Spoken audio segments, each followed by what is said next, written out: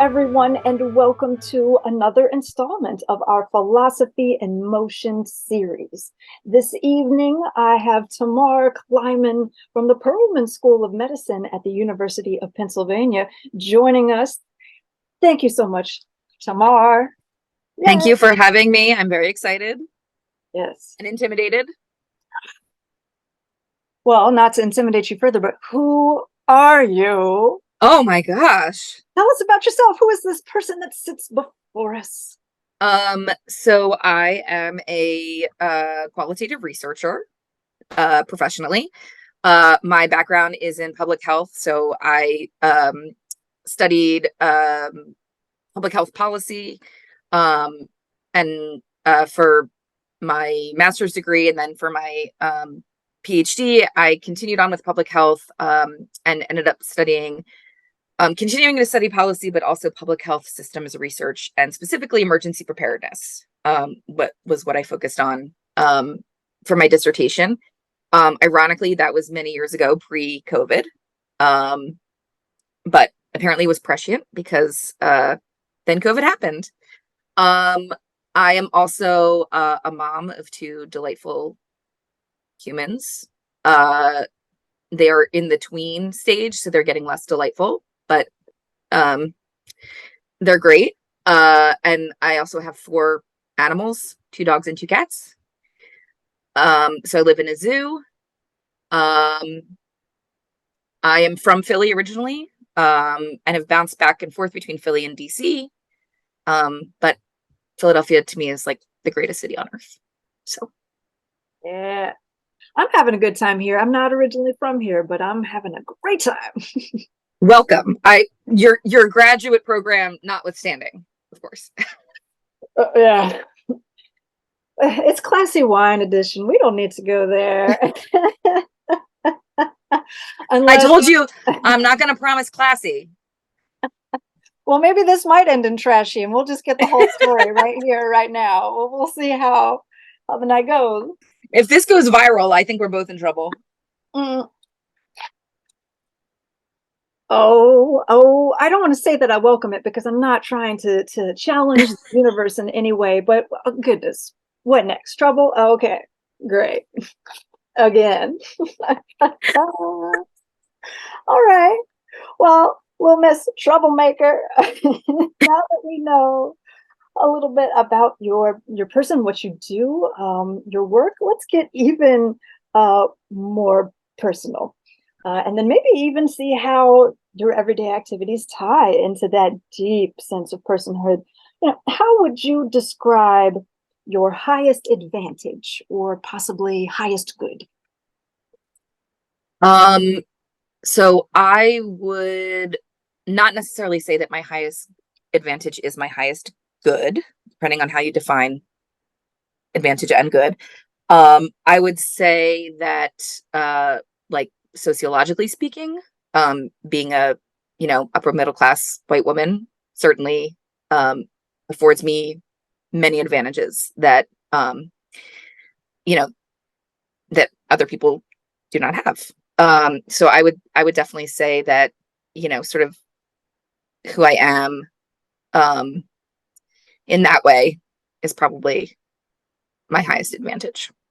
Okay. Would you care to say what your highest good might be? Because I love that distinction. We haven't had that yet on this. Oh, No.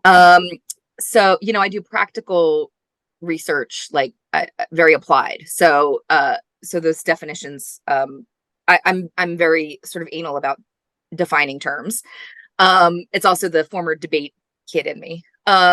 So I would say probably my highest good is,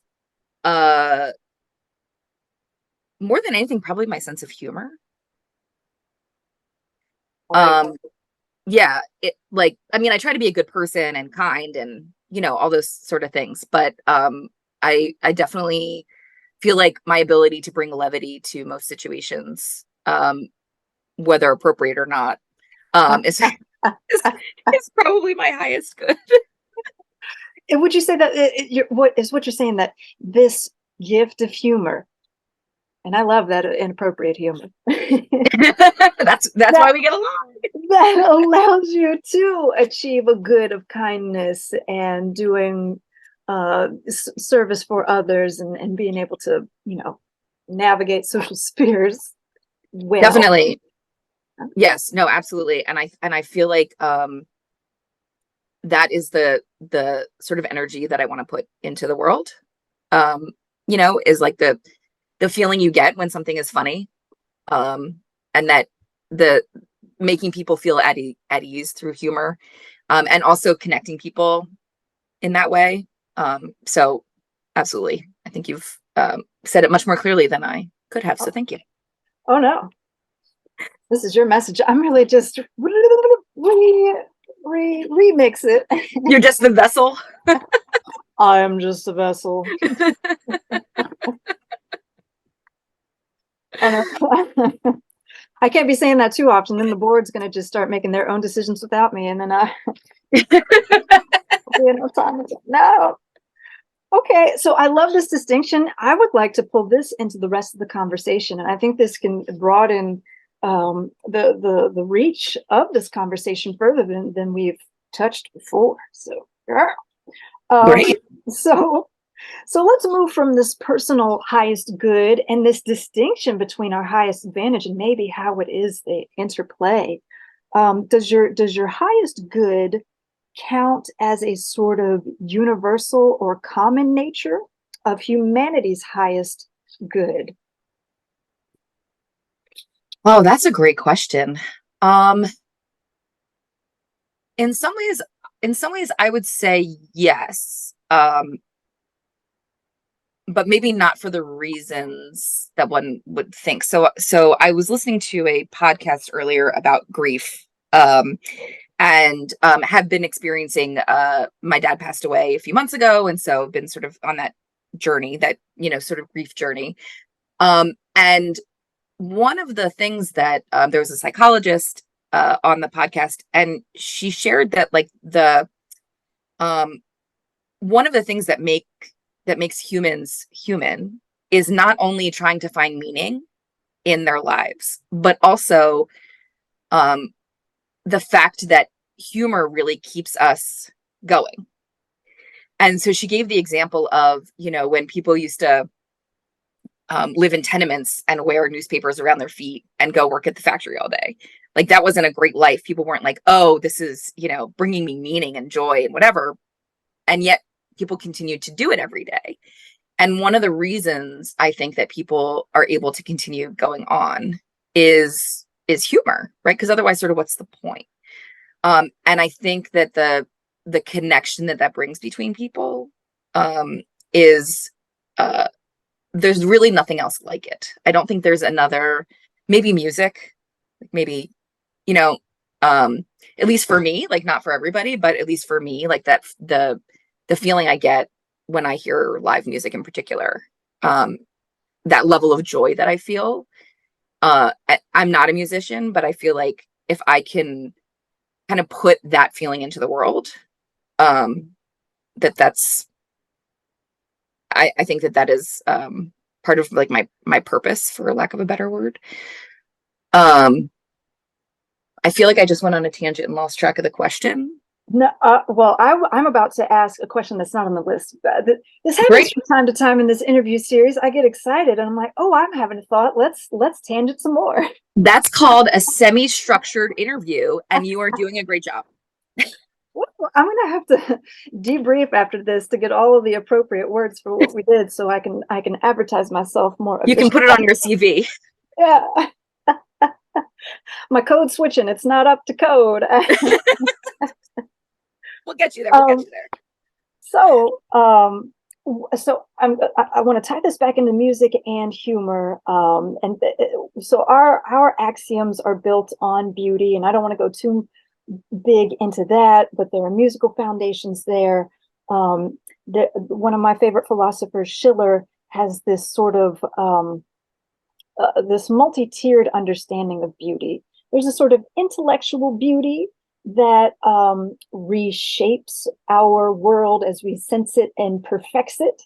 there's a sense of beauty that is a mathematical ratio that can sort of be a source of objective standards for intellectual endeavors. And then there is lived beauty, and you must be in a state of play in order for all those two different aspects to come together and be embodied in our creative acts, whether they be judgments or something more hands-on, or maybe the art of discussion, whatever that art may Mhm. be. When we're in a state of play, um, we can create a sort of cathartic completion of ourselves. So in music, we have this, like you said, this feeling of connection, and a revelation of purpose.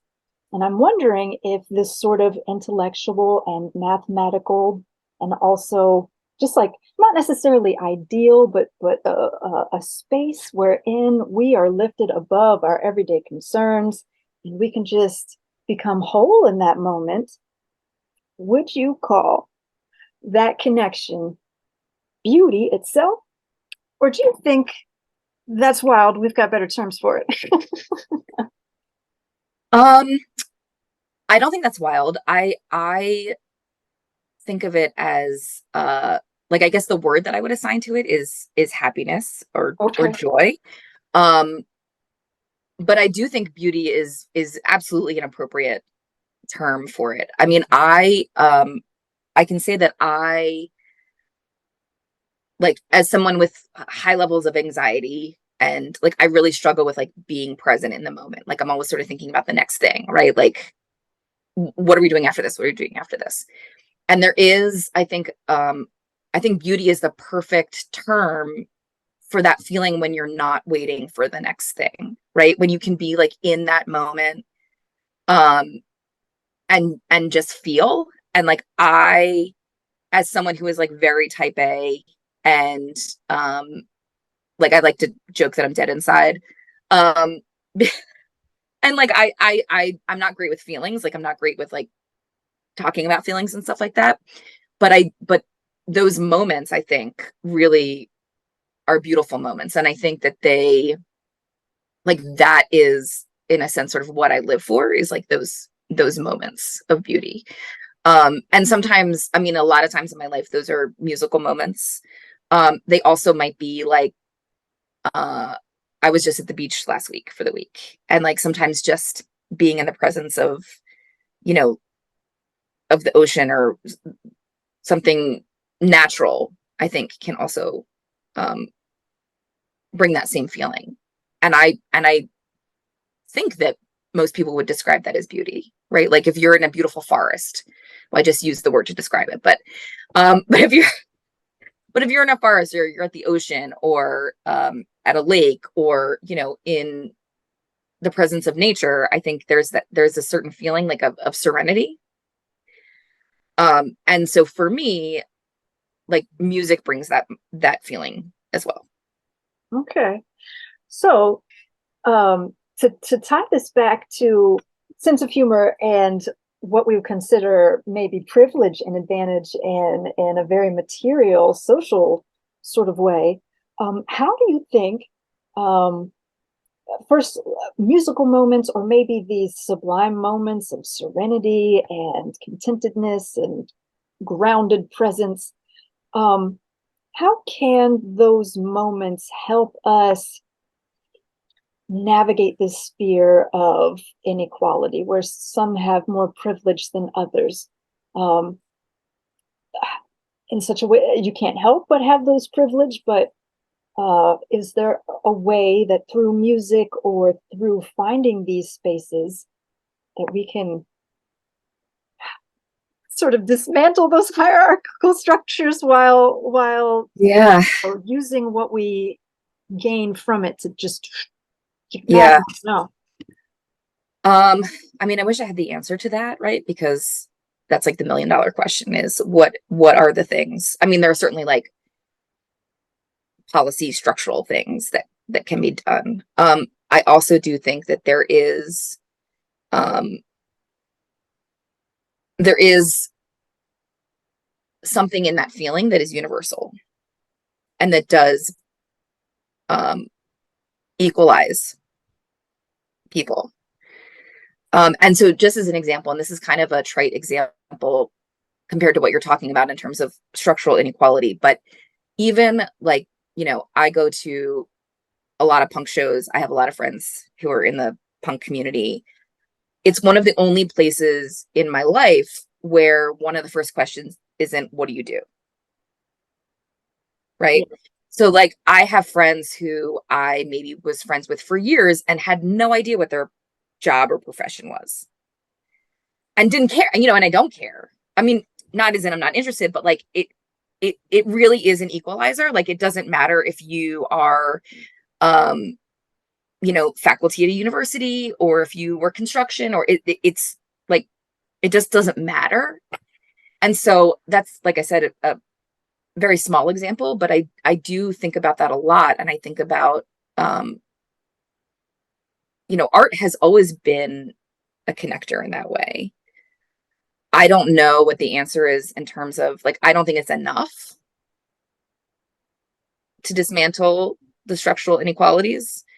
But I do think for, even for just a few moments, it really can. Like for the people in the room, um, I really think it can. And I think it can be any kind of music. Like I'm not, I mean, I'm into whatever I'm into, but um, I think it can be any kind of music or really any kind of art. I think that's what's so great about art, um, that it allows you to forget all that other stuff and sort of be present in the moment. And the experience that you're having with other people in the room, even though it may vary, like you're all still having that experience. And I think it really is an equalizer. Yeah. I love that sort of breath of fresh air that you're describing. And you can see how people can congregate in a better way Yes. and sort of overcome those distinctions and we can all bring what we have to the table and partake of that feast. Um, and then you go back into academia. And maybe that's where the humor comes back. Not that the humor isn't there in the punk scene at the show. Everyone's jovial, having a good time. But oh my gosh, what a shock to go back into such a sterile, hierarchical political sphere and get done the good work. Ah, it, Yes, it is very challenging. I will say though that in the role that I'm in particularly right now, I rarely have that experience, which is probably why I'm so happy about the work that I do.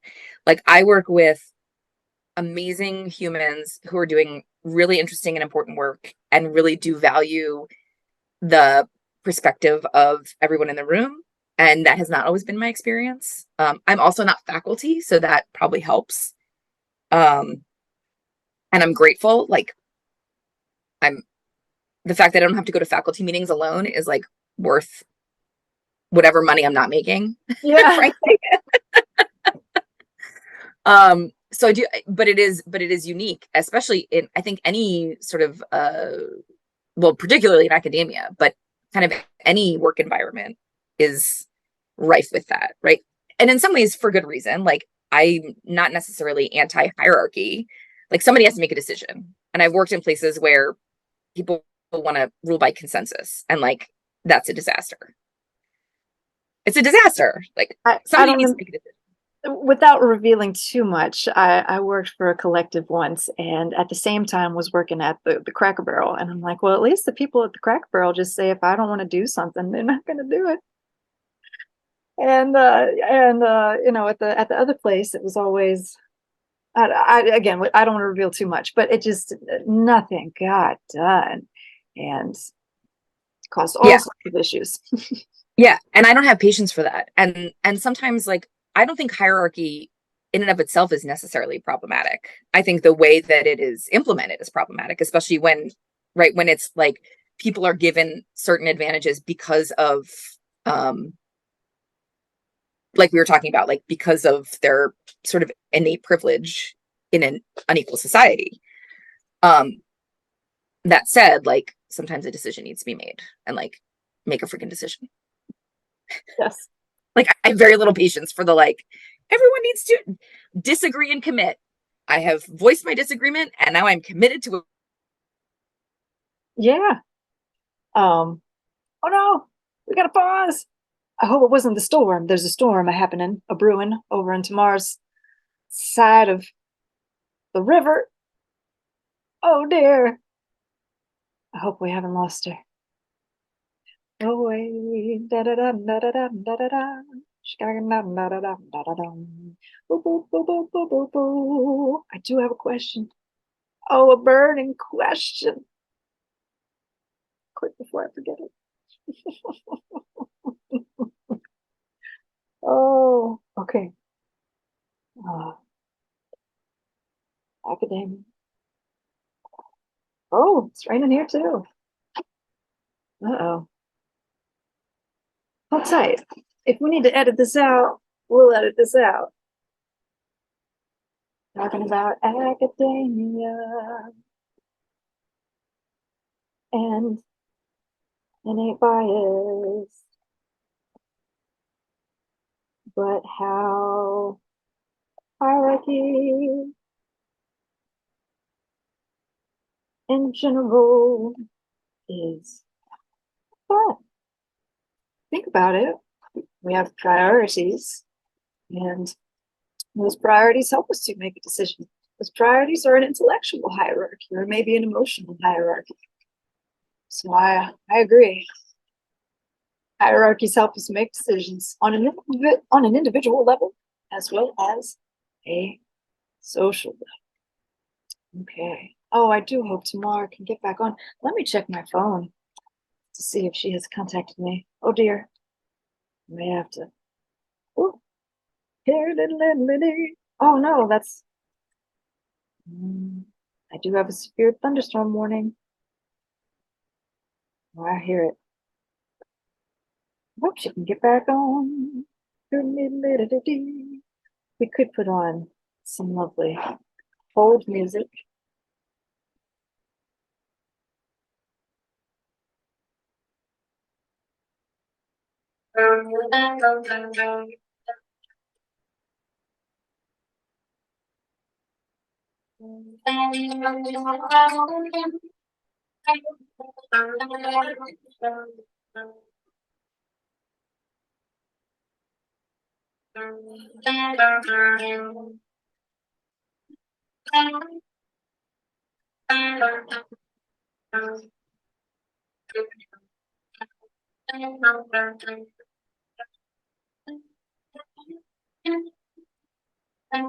Trying to reconnect. Might be doing it.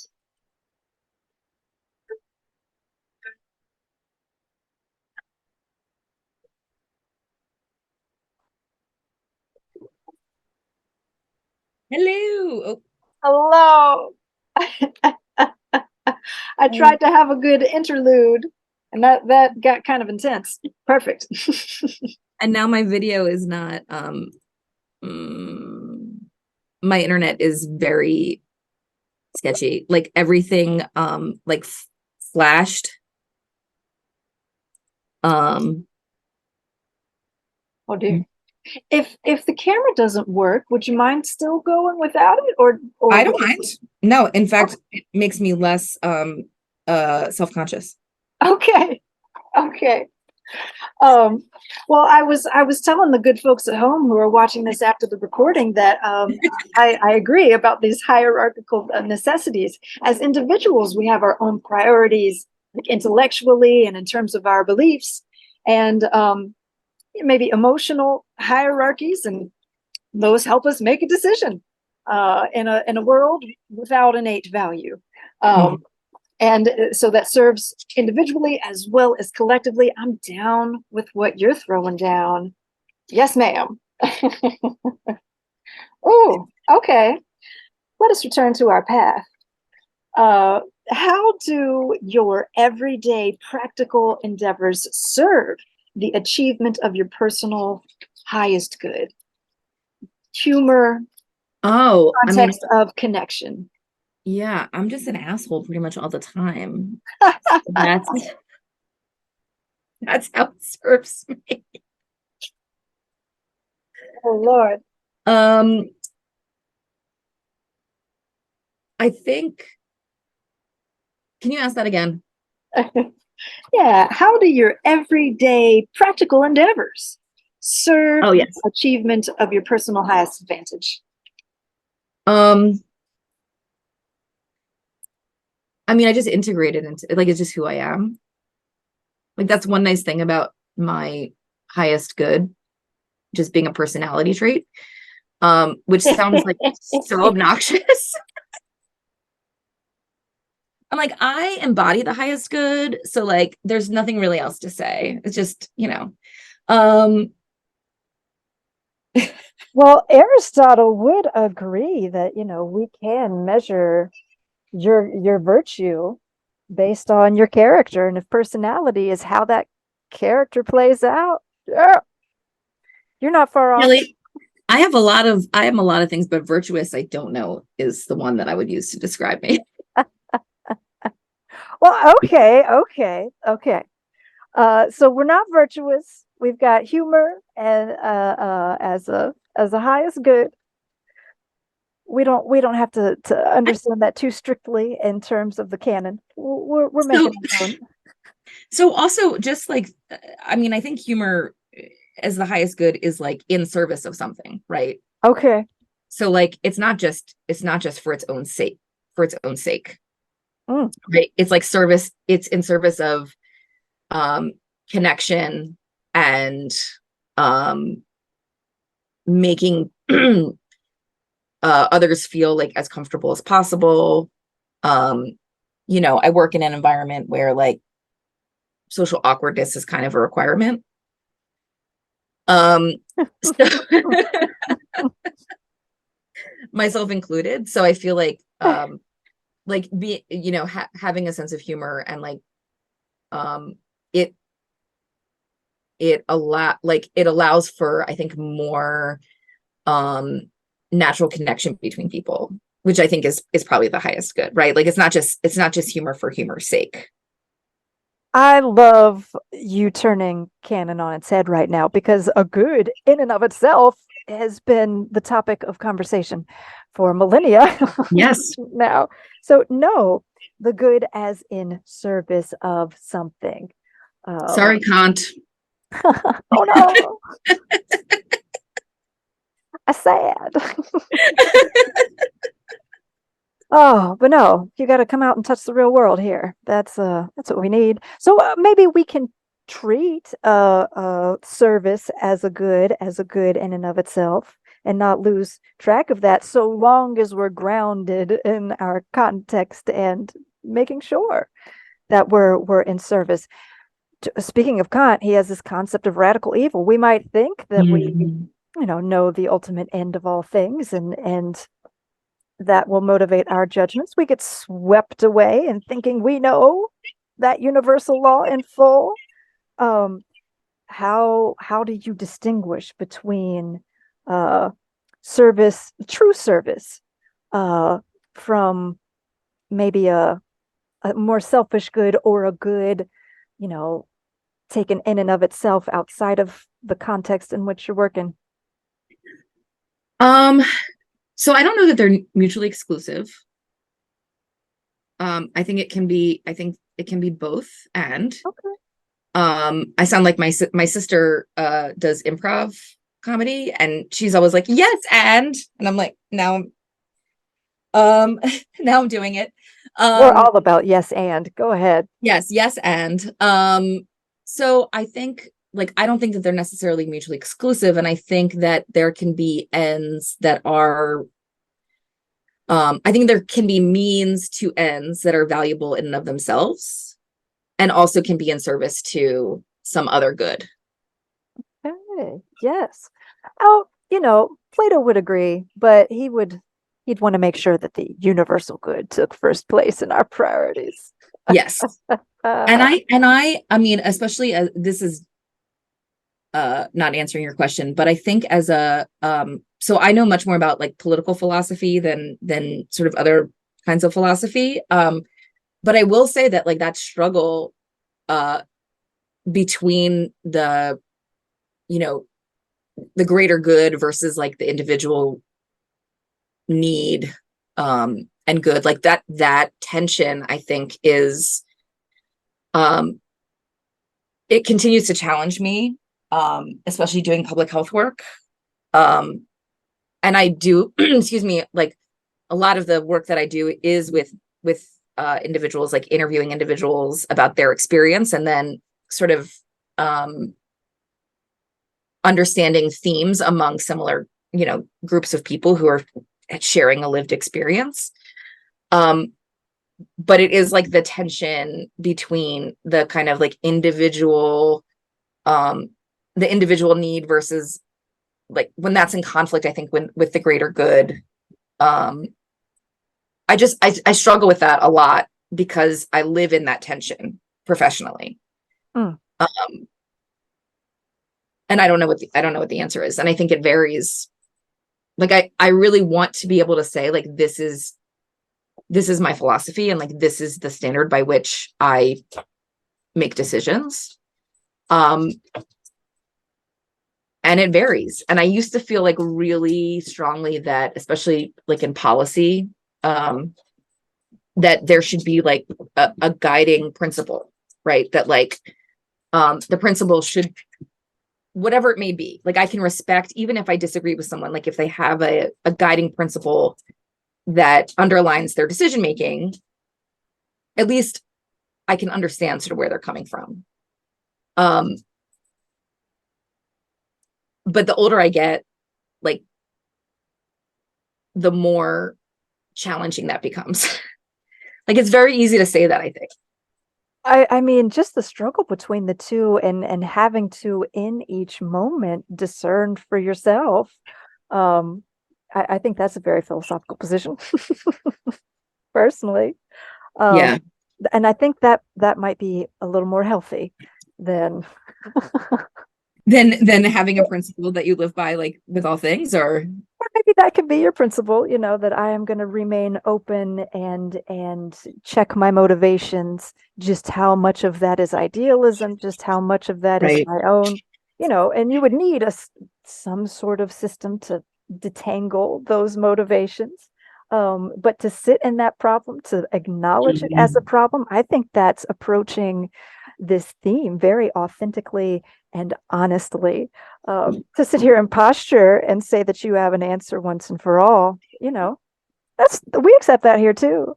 But Don't tell anyone though, because I like to be, very adamant about my perspective at, in all things. So we'll just pretend like I do have all the answers and like not tell anyone that I struggle.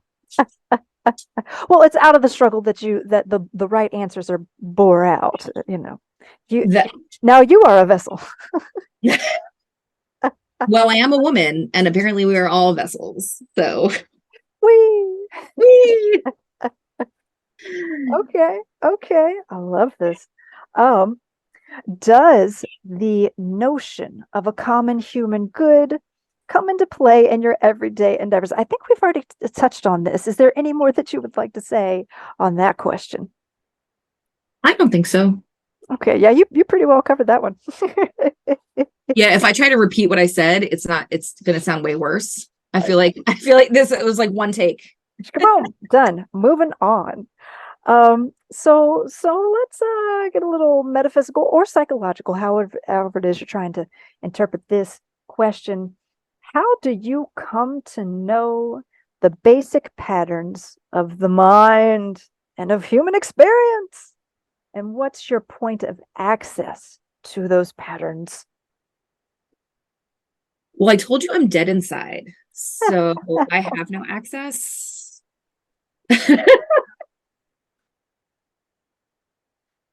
I keep knocking on the door and nobody lets me No in. one's answering. No one's answering.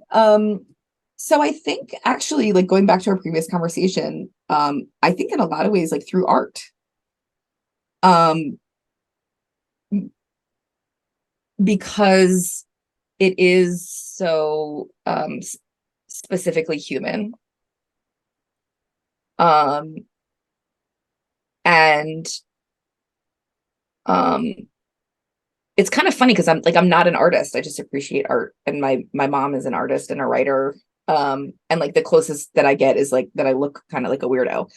Um, People are always like, "Oh, are you an artist?" I'm like, "Nope, not even a little bit. Like I can write a grant, like no problem, but that's not exactly art." Oh, Um, there's an art to that. Oh, well, it's a it yes, and a skill, but be that as it may, we need to get into that. But it's a finesse. it's a finesse. It is a Oh, finesse. I didn't say I was successful. I just said that I do it. Um, I've literally never gotten a grant before, but I write them all the time. No, I'm just kidding. I'm kidding. I'm we're kidding. gonna block that out.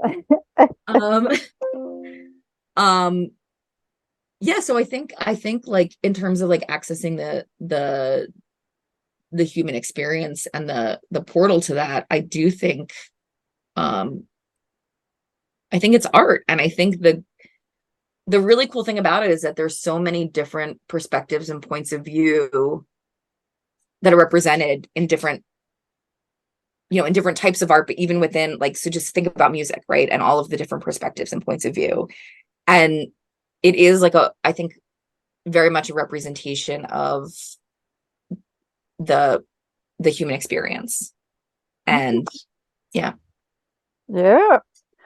Now, to tie that back to the work that you're doing, or just, other everyday aspects of your life, how do you make use of those patterns in your everyday life and practical endeavors, or less forcefully, how do those patterns come into play in your everyday life? You see them in this art sphere, and you take note, Mhm. and you appreciate, and they're operating in some capacity. Uh, I and mean, they fill the void of my internal deadness. No, I'm just kidding. the Um, abyss. You're a black hole, and they're just and my black hole. I'm a orbiting walking around you. black hole. I think, I mean, it's sort of it's very much a part of my life, very integrated into my life, into who I am, into the things that I prioritize in my life. Um, and um, and I think about it a lot. Like I think about um oh, this is like I think about like the feelings that we talked about before, right? Like that feeling of like trying to it's almost like, when people take drugs and they're like, oh, the first high is like the best high, right? Like people say that about People say that.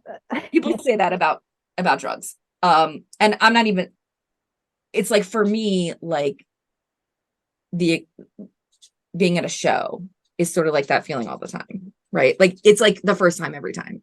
I mean, not always. Sometimes there's not a great show or there's a bad vibe, but it's like, um, so for me, it's like part of, uh, like it's very integrated into my life. It's like part of the thread of my existence. I don't Yeah. know if that answers the. I Well, feel like no, I'm not answering your questions, but and you can't see me, so um, we're talking generalities. The sphere but of existence. I look very thoughtful and also confused, which is basically what my face looks like all the time. Yeah, you're welcome in the philosophy department. You would fit right in. But I can look at you when I have a conversation. Like I can look you in the eye, and I feel like you can't see me, but I'm looking you in the eye. I feel like being part of academia, like one of the requirements, especially as faculty, is that you like can't actually look people in the eye when you speak to them.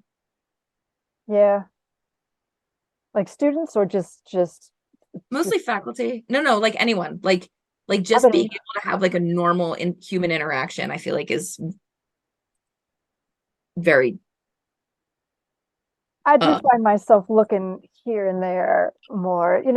I was trained as a waitress, make sure there's eye contact, but not too much.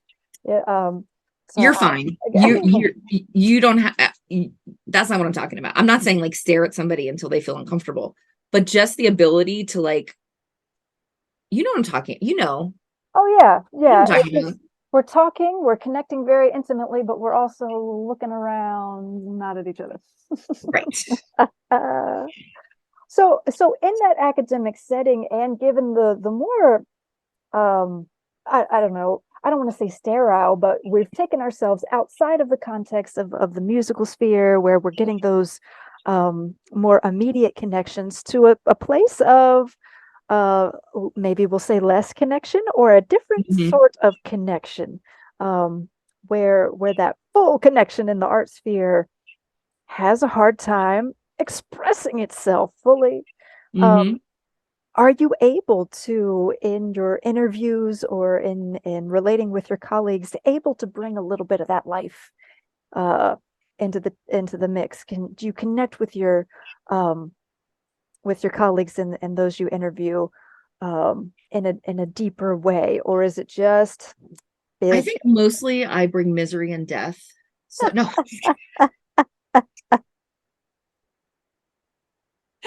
I mean, I would like to think so. You'd probably have to ask them because my perception of myself may be completely inaccurate. Um, and likely is, but I mean, I try to, certainly.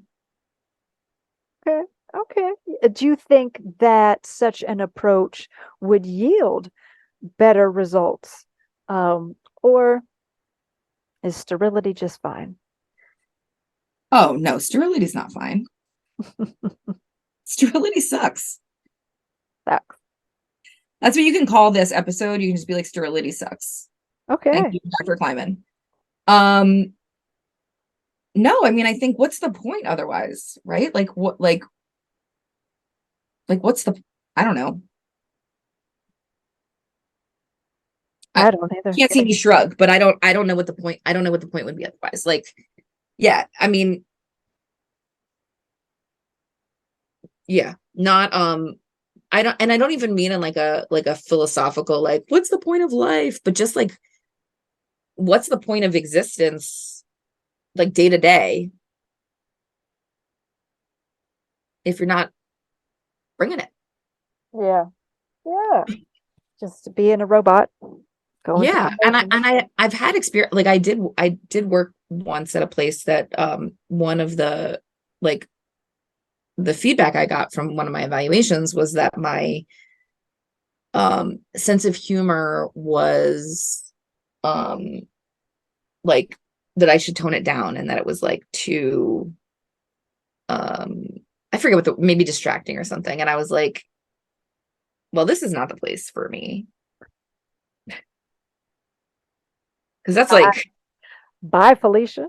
yeah, I was like, that's literally like my whole personality. Like if I can't be snarky, Yeah, yeah, you yeah, know. yeah. It seems like you found a place where your full personality can speak, and that your colleagues are seeing So the so far, benefits. my HR file is like 7 or 8 inches thick. So we'll see. Oh no, not the HR permanent record. I, Oh, well, permanent. your record at the Lawn Chair Philosophy Foundation is squeaky clean. Yeah. What a relief. Would you have any advice for folks who find themselves going through the motions, mm, in a rut?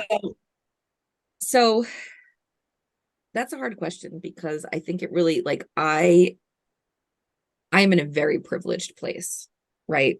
I can I could work at a place that didn't appreciate my delightful sense of humor and leave, right? I could find something else. Um, so, you know, if you have the ability to go elsewhere to like live your best life, where you can be accepted for who you are, and um and live your highest good, then I say go for it. A lot of people are not in that position, Yeah. right? And so I think you know, being mindful of that. Like there's this especially in American culture, it's like this especially like upper middle class and above culture of like living your, living your truth and your best life and like, finding your meaning and whatever. And it's like lots of people just have to go to work every day. And like that's what they have to do. And it's not about meaning, it's about like paying the bills and putting food on the table. So I think like back to the original conversation where we started, one of the manifestations of the privilege that I have is my ability to say, I want to be in an environment in which I feel most comfortable, in which my, um, the my weirdness and my snarkiness and etc. is not only tolerated but appreciated. I think. Uh, I, my colleagues might be talking trash about me behind my back, and I have no idea. And you know what? I don't blame them because I'm like the worst. Um, but it's very easy. It's very easy for me to say that from the position that I sit in, and frankly, I um I have been in the position where it wasn't an option, where like um both in my upbringing and in my own personal life, where it was like, if you don't have this job, like you don't have a place to live. And um so I am very grateful for the position that I'm in, and I like, I worked really hard and also was given many advantages that probably I did not quote unquote deserve. Um or not. um Because I know you're a hardworking lady. You can sit I there I and am, abase but yourself. I am, but there are, so just as an example, right? Like um I have bright red hair and a bunch of tattoos and piercings. Mm.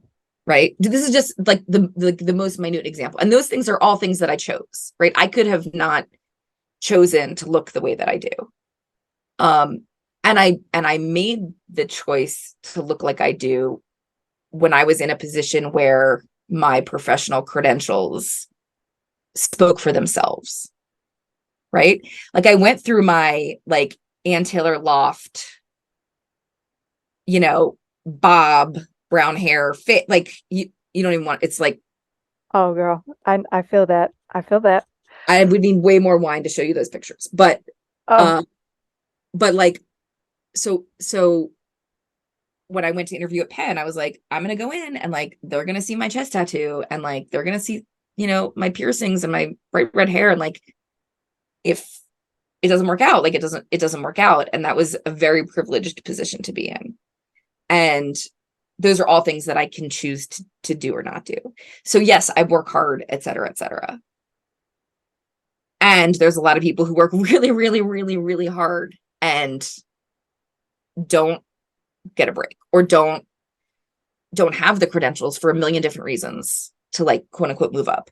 So I just try to really be mindful of um, you know, how my experience is probably pretty unique, and um a lot of people don't have, like, can't have that experience.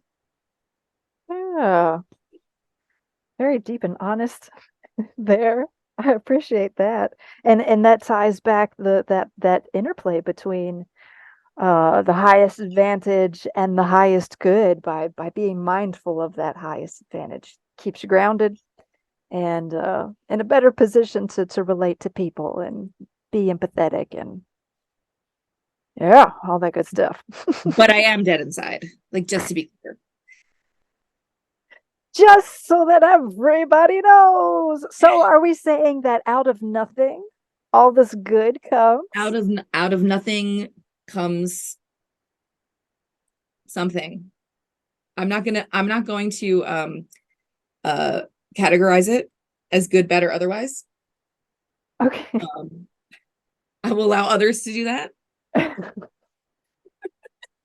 It's just the forces of the universe. It creates, it destroys. Obviously. It is what it is. Sometimes it be like that. Any advice for me going forward? Because this was my hair. Started off with just the rat tail and kind of got a little shorter on the side. I love it. And then since the merger with the U Science campus, no one's been checking in, and I'm like, all right. So I told you I worked at U Sciences, right? No, or if you did, I forgot. I'm so sorry. Oh no, I can't believe you don't remember everything I said. Honestly, when we first talked, I had more than one glass of wine and yes. I did work at U Sciences. I worked in their public health program. I was faculty there. Okay. That was pre them merging with St. Joe's. What I will say is, number one, no one should ever take my advice. You have been warned. You cannot come back and you sue can't me. get mad. What I will say is that people, like, at least on the outside, just care a lot less than you would expect. And maybe part of that is academia, and like, if you do your work and you're good at it, like, people just kind of don't care. And I think like dressing poorly and looking like a robot is just sort of how academia has been. And so like people just keep doing it.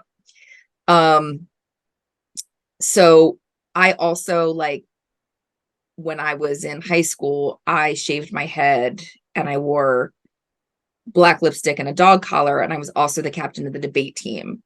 So like, I am probably not the person from whom you should take advice with regards to how you appear. Well, maybe because I could be so reserved, if you couldn't tell, or come from a more conservative background in the South, and I worked at the Cracker Barrel. I had to wear a wig whenever I had a mohawk. Oh, I gotta show you those pictures. Wait, they made you wear a wig? Mm-hmm. That even legal? At the time, yes, it was. Okay. So just super worried about that. A woman in academia, men can get away with being frumpy, but women can't. So just navigating this fear, and I think maybe the verdict is just be yourself and just do you and know your shit and be good on be that's good. That's exactly right. And it's funny because I've worked with students and like junior staff who have said to me, like, I'm so grateful that I got to work with you, and like, not just because I'm like just so brilliant and fun to work with, but also because I look the way I do, and they are, they look a little bit different, and like, want to be able to be who they are, and we're concerned about being able to do that and also have an academic career. And and I've said to all of them, like, I didn't always look like this. I definitely, jumped through, and I came through academia at a very different time than now. I think things have progressed quite a bit depending on what institution you're at. But also I think, my being in the position I am and people seeing me look like a weirdo, maybe the next person who looks like a weirdo is not going to be discounted, like, off the bat. Maybe. Like, I mean, I don't want to oversell my, like, I'm opening doors for the weirdos, like punks come out in, Here comes the island of misfits toys. Yes, exactly. Like, hire my friends, except for the ones that probably wouldn't do a good job. And I don't actually know what most of them do, so don't listen to me. But yeah, I think you should just be who you are, and if you have the goods, then that speaks for itself. And if you are, again, if you're white, if you're cis, if you have the credentials, like, there are all those things, right? Yeah. Be in the right So environment at the right time. As you said, some departments are a little more progressive than others. yes. Hmm. Mm. And also I think you have to be, if you have the privilege of doing so, like I feel better being who I am than I did not. Um, Easy for me to say because of all those reasons we just talked about. So, Yeah. Awesome. Oh, Tamar, this has been a lovely interview. oh, Um, thank you. I'm like, I can't even tell you how I was so very nervous. And oh even as no, I'm talking, I'm like, oh, I hope I'm saying things that make sense. I hope I'm not just we covered a lot of ground and went in directions never before charted here in the Philosophy in Motion interview series. So thank you for that. Any closing words? um I very much appreciate you and I Oh, appreciate this opportunity. And I am glad that I usually don't fangirl, but I'm glad that I did. ah. Um, I think this is awesome. I think what you're doing is great. I really I think you're doing great work. And I think it's very clear um how much it means to you. Like this is not um there's no question about, you know, oh, are you just going through the motions, or like are you doing like you, it is very, very clear that you care deeply. And I think that not only shows, but I think it helps to make other people care deeply as well. So I appreciate you for that. Oh, goodness. Thank you, Tamar. Still dead inside, I was like, just to be I'm clear. fangirling about your capacity to be that dead inside. There's too much emotion going on in here. Too many movements. Too many movements.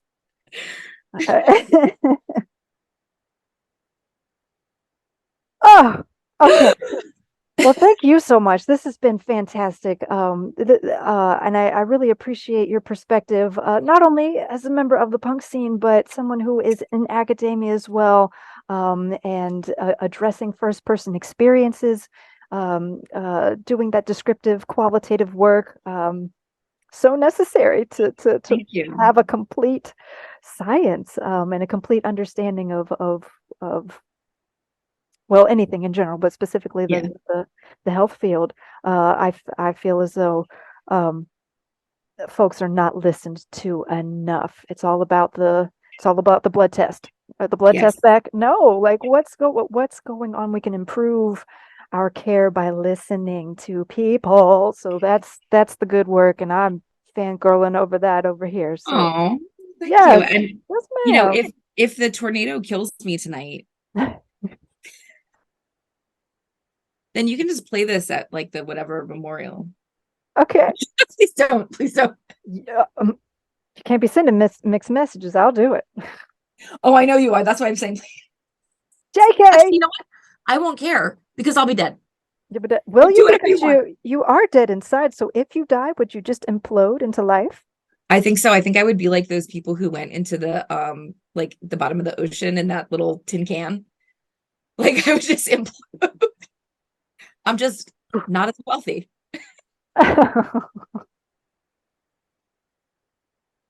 You won't get the same attention.